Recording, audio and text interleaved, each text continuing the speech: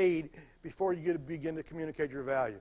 So I want to make sure I pull it all out, just like the CID person did. Let me see if I got this right.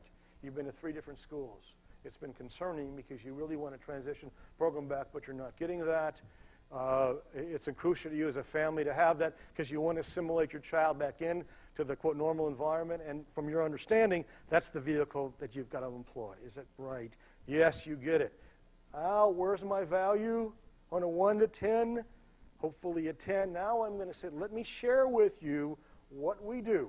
I believe we can pick up on the concerns you shared with me. See the alignment now? If I get it, now I'm in a position to align with the concerns they have. All right.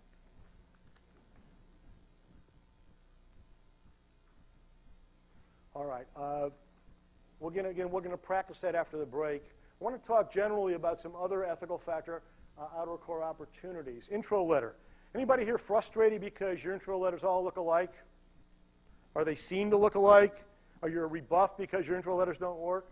I want to jump ahead a little bit. I need to explain how we can differentiate it.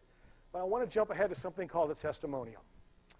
I've got 2 different options for a testimonial. 1, I'd get them on LinkedIn. Or 2, I'd get previous employers to write testimonials on their letterhead, which I can use. Which would work better, or both, or why? Either or. Thoughts? Let me share with you why I like the latter. And ultimately, I'm going to explain this ultimately with testimonials, but if I say to a prospective employer, let me tell you why I'm the best, that's self-serving junk. That's not trust, credibility, and partnership. But if I'm able to say, I was fortunate to receive this letter from head of HR at AB, where they shared with me what I was able to bring to the table. For your consideration, here's a paragraph, and I've attached the PDF letterhead. Whoa. See where I'm going here? I had a shell dealer once, and this is really enlightening for me. A guy said to me, he says, son, he says, we clean the back windshield on full service, nobody else does. I said, so what? He says, the problem is if the customer doesn't know we've cleaned it, it's never been done.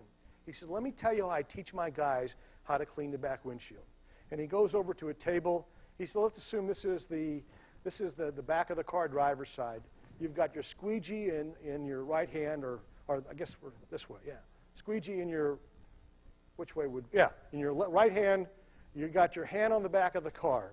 Before you clean the back of the car window, you want to lean onto the car. What does the customer do?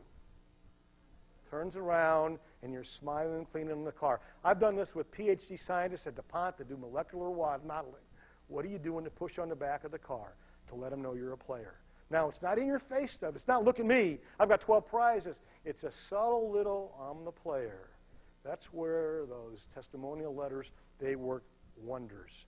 So I know my particular employer from the past has written me a testimonial, or maybe they're willing to do that. By the way, if they're willing to do it, would you write it, or should you write it for them, by the way, or should they just write it? What would be better? If they're your promoter, what would work better?